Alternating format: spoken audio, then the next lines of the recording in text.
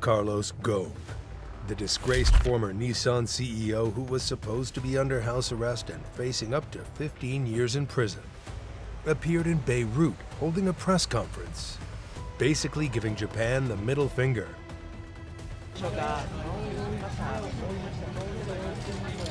This isn't Hollywood fiction. This actually happened. Ghosn literally got folded into a box, barely bigger than a coffin, with air holes drilled in like he's shipping a pet. I could not show my face, so I have to be hidden somewhere. And the only way I could be hidden is to be in a box. The man accused of stealing millions from Nissan just pulled off the most expensive game of hide and seek in corporate history. Was this justice served, or the ultimate corporate scam? Before we get to the Great Escape, you need to understand who Carlos Ghosn was. Mind you, this wasn't some nobody pulling a desperate stunt. This was corporate royalty staging a revolution. Born in Brazil to Lebanese parents, raised in France, Ghosn was the definition of a global executive before that was even a thing. By the 1990s, he'd earned a reputation as a corporate surgeon, someone who could slice through bureaucracy and save dying companies. When Nissan was bleeding money and facing bankruptcy in 1999, they didn't just hire Ghosn. They begged him to save them. And of course, he did. In just 2 years, Nissan was a profit machine. Plant closures, workforce cuts, supplier overhauls. Ghosn did what Japanese executives couldn't or wouldn't do. The media called him a savior. Shareholders called him a genius. By 2005, he was also CEO of Renault, creating the first truly global automotive alliance. From an economic perspective, Ghosn didn't just run companies. He became the living embodiment of shareholder capitalism. His success story was used to justify astronomical CEO compensation packages worldwide. If one man could generate billions in value, the thinking went, why not pay him millions? By 2018, Ghosn controlled the Renault, Nissan, Mitsubishi alliance.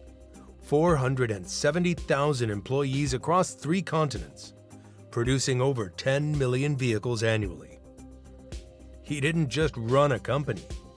He ran 3 countries' worth of companies. And that level of power, as we're about to see, comes with a certain sense of invincibility. November 19, 2018, Haneda Airport, Tokyo. Carlos Ghosn steps off his private Gulfstream jet, probably thinking about his next board meeting or maybe what to have for dinner. Instead, he walks straight into an ambush that would destroy his empire and trigger one of the most dramatic corporate scandals in history. Chairman of Nissan, Mitsubishi Motors and Renault has been arrested over claims of financial misconduct. Japanese prosecutors didn't just arrest Ghosn, they humiliated him.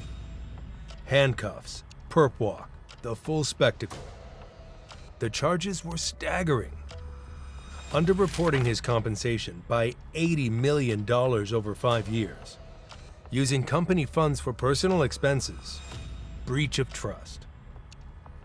$18 million homes in Rio and Beirut, luxury yachts, lavish parties, all funded by shareholder money.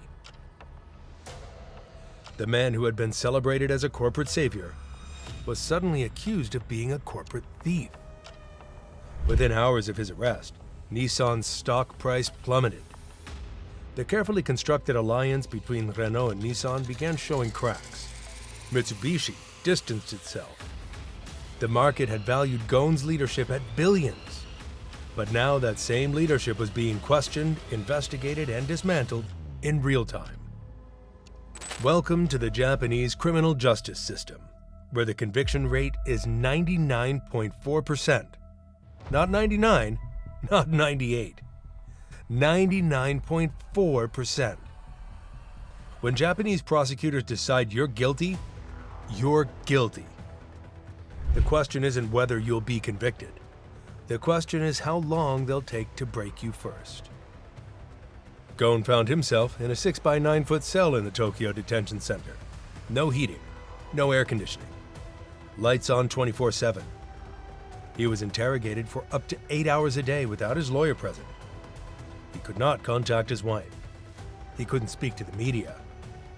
He was cut off from the outside world, held in a system designed not just to punish, but to psychologically destroy. All of a sudden, I had to learn to live without the watch, without the computer, without the telephone, without the news, without a pen, nothing. That means in a cell, which was very small. The Japanese call their approach hostage justice. Keep suspects locked up until they confess. Bail? Almost non-existent for serious cases.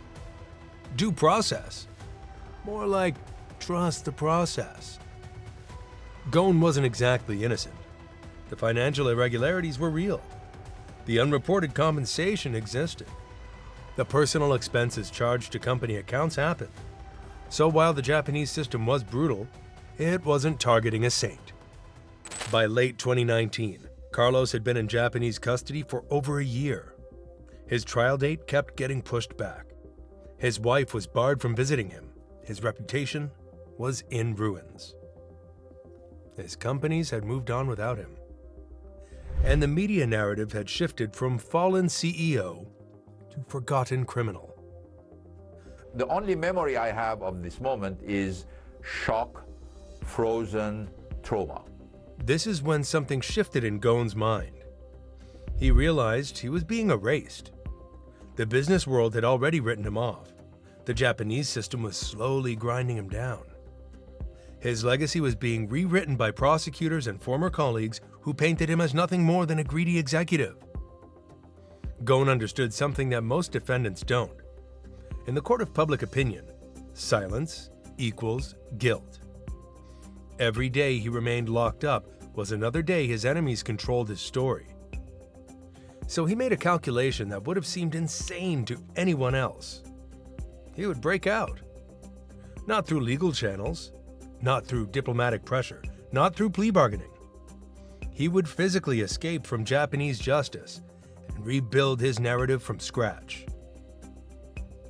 Enter Michael Taylor, a 59-year-old former Green Beret and private security contractor. Taylor was a specialist in extracting people from impossible situations.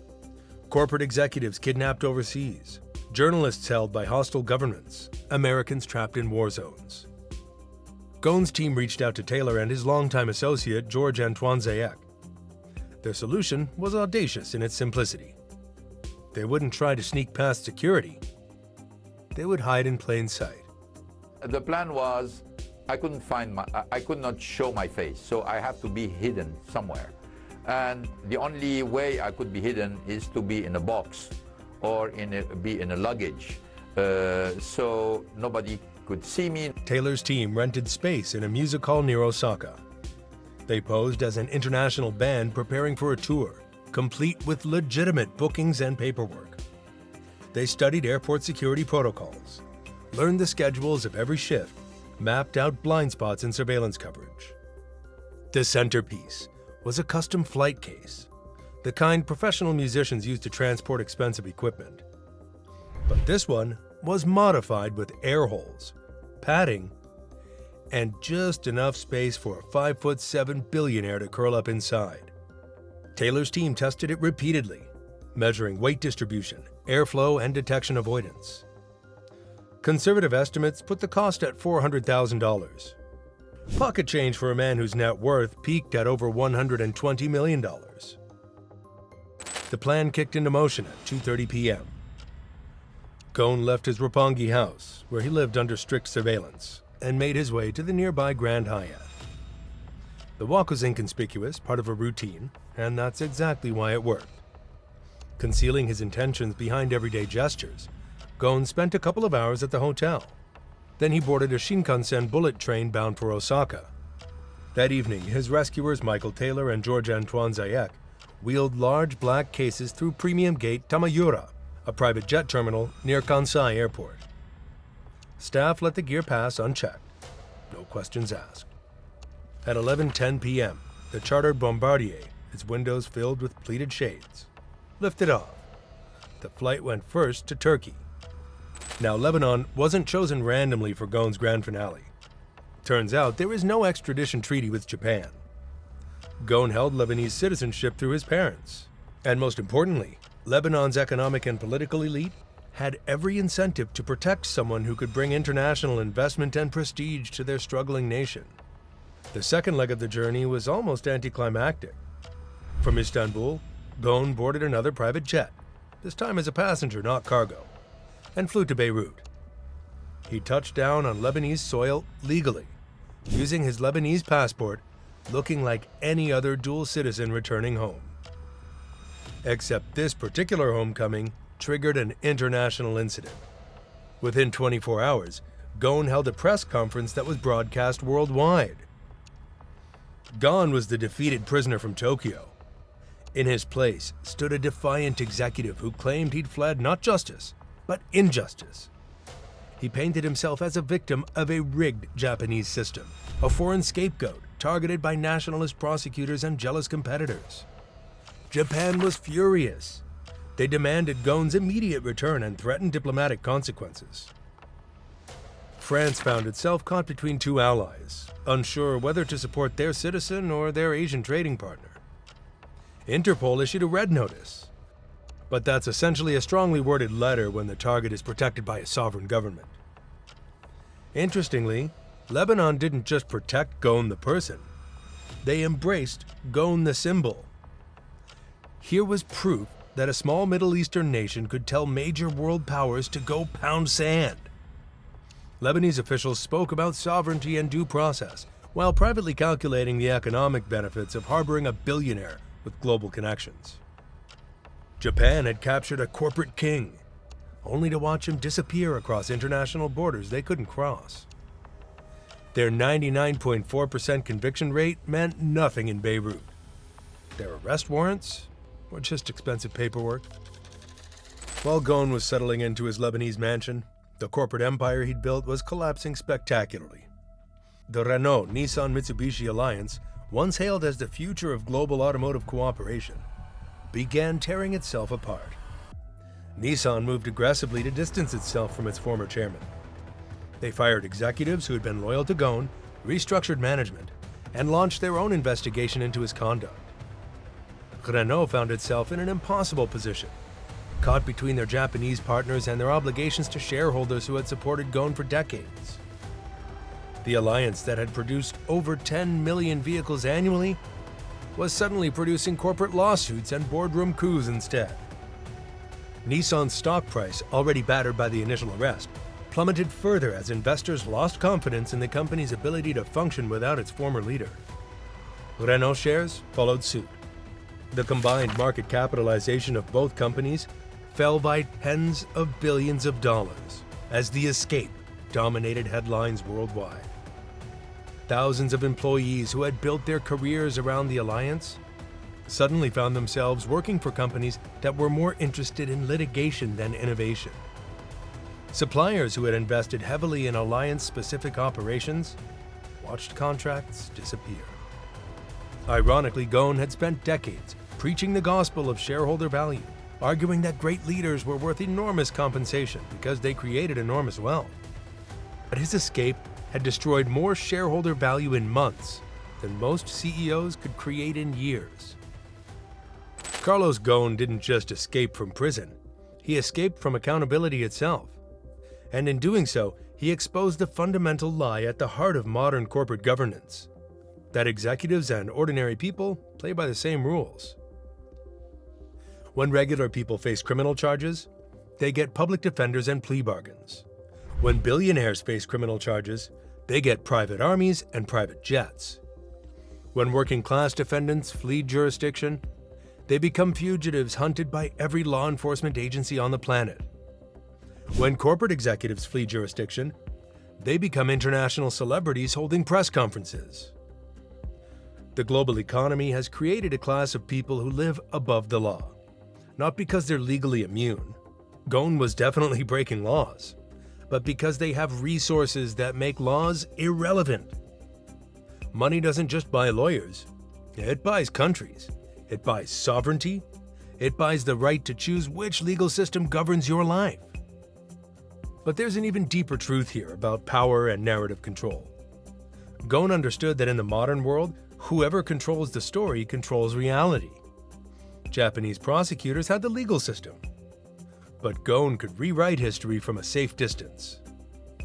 Western media largely portrayed it as a clever caper, focusing on the audacity rather than criminality. Financial markets treated it as entertainment rather than evidence of systemic corruption. Governments issued diplomatic protests but took no meaningful action. The message was pretty clear. If you steal enough money and do it creatively enough, the world will applaud rather than condemn. So, here we are, years later, and Carlos Ghosn is still in Lebanon, still free, still giving interviews about his dramatic escape. The man who mailed himself to freedom faced no real consequences for fleeing justice. Japanese prosecutors are still issuing arrest warrants that mean nothing. The corporate empire he built is still dealing with the wreckage he left behind. The Carlos Ghosn story isn't really about one man's incredible escape. It's about a system that allows certain people to buy their way out of consequences, while everyone else has to live with them. It's about the fundamental inequality that defines our global economy, where power isn't just about money, it's about the ability to choose which rules apply to you. They escaped. You're still paying. This isn't even the most outrageous example of how the system works. There are bigger scams, more sophisticated schemes, and more powerful people getting away with more devastating crimes right now while you're watching this video. Subscribe, because that's a story for next time.